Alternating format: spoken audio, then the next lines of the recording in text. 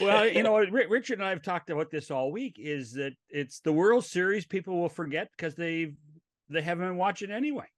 It's crazy. Yeah, yeah, and you know what? You get this too. They always say the networks. There's certain teams they want in there, the big markets and all that. And I guess there's something to that. No, There is this is their revenge.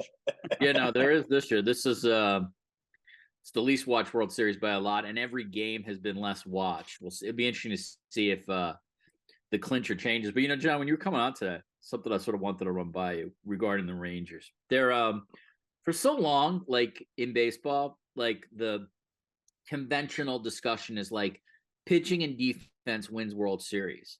But I wonder if people are just going to start to sort of change that thinking, because like it feels like what ultimately wins is like offense wins the World Series, and the Rangers are a great example of that. Again, they've had a great bullpen in the postseason.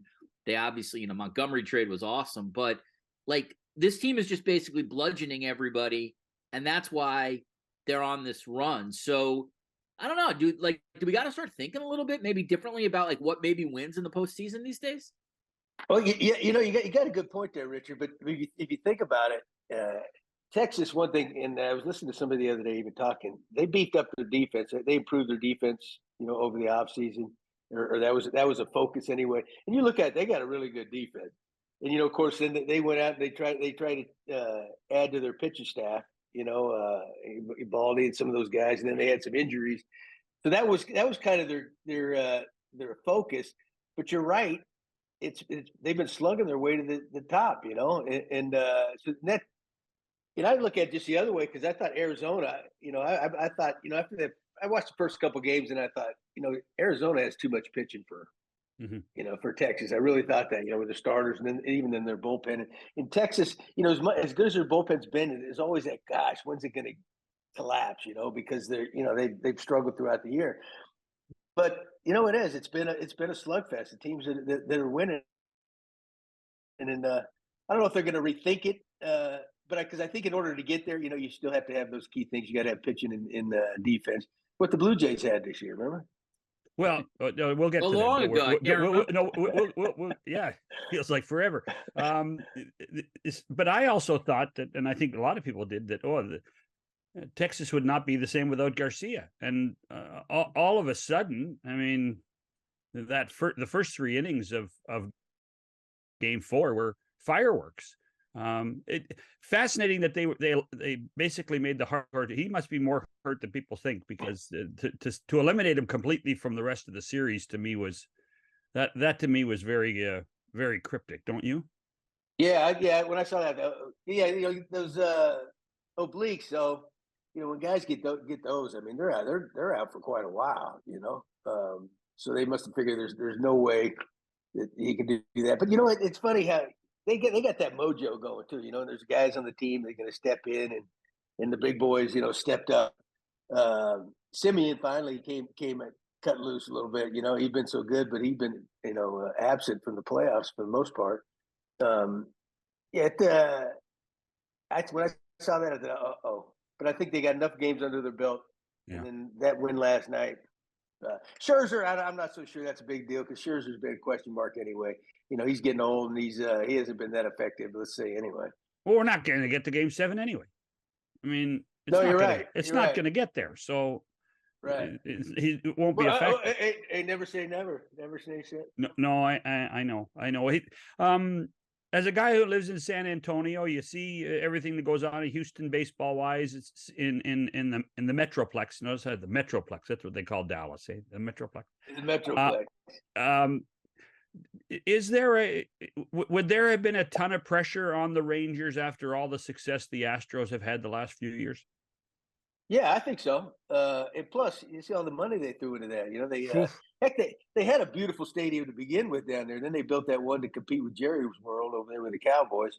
So they got 3 big old huge stadiums, just beautiful sitting there. And the fact that the money they shelled out to Simeon and Seager and those guys. The pressure's really on them, But I guess if you're an owner, you're worth a fortune, and it's a toy for you.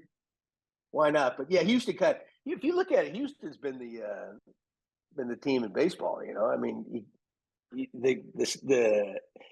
they changed GMs, but they still got that core. It's changed managers, but they still got that core group there, and one owner that wants to win. So they're the talk of baseball, really. Yeah, but they cheat. Well, yeah, I guess you'd say that. Well, I'm glad you didn't say like everybody in Texas cheats, but I never said that. I never I said I'm glad you didn't. Oh, I know. Just but that will be that will be something that a World Series champion can never live down. And let's face it. Well, okay. Well, if you want to stick that one, you could take that one away, but then they won another one. They Yes, get I know. 7 or 8 years in a row. I don't think they're still doing it.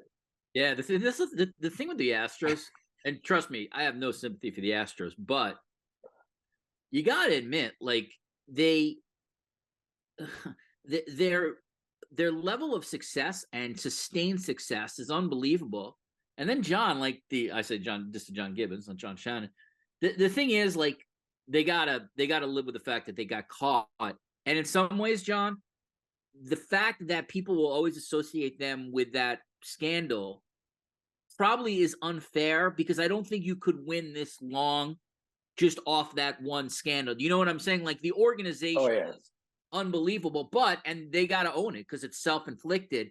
They're never going to get the credit they probably truly deserve because of the scandal that they created. That's how I look at the Astros, in the same way, like, if the Patriots, it's the same idea. Like, to have sustained success for as long as they did, just doesn't happen in sports, and it's not by accident. Like it's organizationally. So I respect a lot of things about the Astros, but then I just can't get past some of the other stuff. It's a weird. So I don't know. Like, if you're not in Houston, you just think of that team weirdly. I just got to be honest. No, you're right. That's a perception out there. But you look at how many times they've been to the World Series. They haven't won them all. That's so hard to do. That's basically a dynasty, And then because we look around, I can only speak from my time there with the Blue Jays, how hard it was to get in that first time, and then try to do it again, and then but we didn't even get to the World Series. So it's and it kind of goes back to the 92, 93 teams that won back to back. Houston had a chance to do that, but they couldn't pull it off.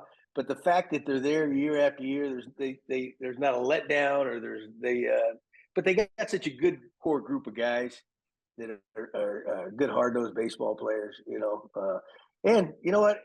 I like their owner. I actually went for the interview. I was there the day before Dusty came in town when he ended up getting the job. AJ Hinch, their manager, he got fired and all that, but he was tight with Crane, and he called me, and I was working for the Braves. He said, "You want to come down and interview for this job?" I said, "I'd love to." I said, "But I don't like the circumstances." My buddy, and he goes, "Don't worry about that." I said, I'm going to give your name to Crane." So I was in Atlanta when I was working with the Braves at a scouting meeting, and Crane called me and said, "Do you want to come down here?" And so I told him, "Well, you got to talk to Anthopoulos." And so I flew out the next day, went down there. He didn't have a GM because the GM Ludenow got fired too. Right. So I spent 4 hours with Crane. He owns this restaurant right around the corner from the stadium. I sat there for 4 hours with him. All he did was talk about himself, man. I just kept feeding him, And I said, "This is great." So when you're in an interview with a billionaire, one, I hope he picks up the check, and two, what do you order? Do you go big, or do you try to be like, I don't want this guy to think I'm like gonna eat everything off his plate? So you order like a cheeseburger and fries. Like, what do you do in that situation? Well, remember, we're known as a conservative state down here, so I didn't want to overdo it, But I was waiting to see if he was going to ask me if I was paying for it. That would have been a big. But then, I left that interview feeling great. But I think usually most people do. But then the next day, Dusty came in, and it turned out to be the perfect guy. I mean, if Dusty Baker's available, it's just hard to top that guy. He's just got the perfect constitution to deal with people. I was going to say, Richard, your thought about all the stigma that goes around the Astros. Dusty Baker has diffused a lot of that. The perfect guy. And I mean, when the focus, if you recall, when the Astros won that World Series, the focus wasn't on the Astros winning the series. Is Dusty finally won his, right? And that so it was as much as I would have loved to see John Gibbons in that dugout, and lots of stories. He might not have won it. No, what's interesting is, and John Gibbons can speak to this too, obviously, because he's always had a good relationship with the media. The hiring of Dusty was really, really important, just because like it changes, John, the whole narrative of the team, where like a lot of people like were writing about the scandal, and understandably, but then Dusty comes in. People really like Dusty. They want to see him win. He's very good with the press. He's got a lot of friends who are baseball writers. Right. I don't know if Crane intentionally did that, but it turned out to be like, again, I don't think you could have hired somebody better, because Dusty B changed like the whole story.